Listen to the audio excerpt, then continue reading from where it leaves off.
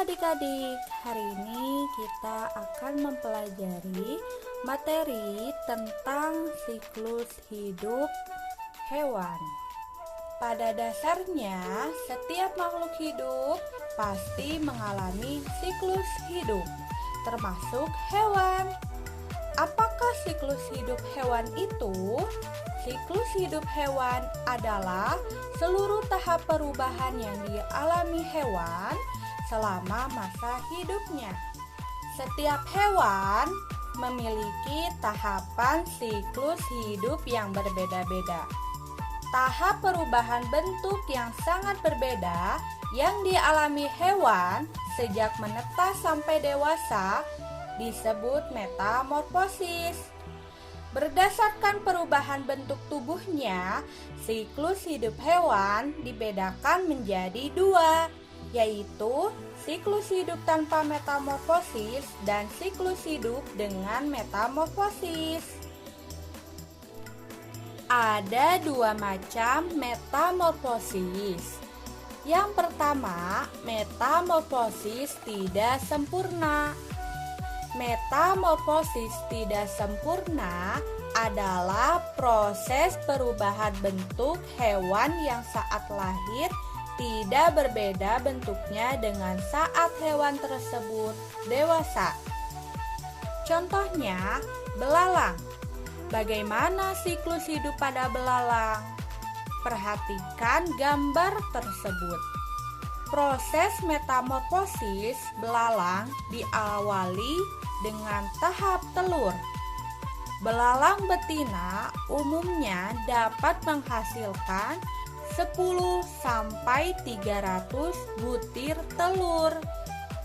Telur tersebut kemudian diletakkan oleh belalang betina pada berbagai tempat seperti dedaunan, batang tanaman, hingga di dalam tanah. Telur belalang tersebut kemudian menetas menjadi nimfa atau bayi belalang yang berwarna putih. Belum memiliki sayap dengan bentuk seperti belalang dewasa. Nimfa kemudian mengalami pergantian kulit 4 kali sehingga menjadi belalang muda dan akhirnya menjadi belalang dewasa yang bersayap.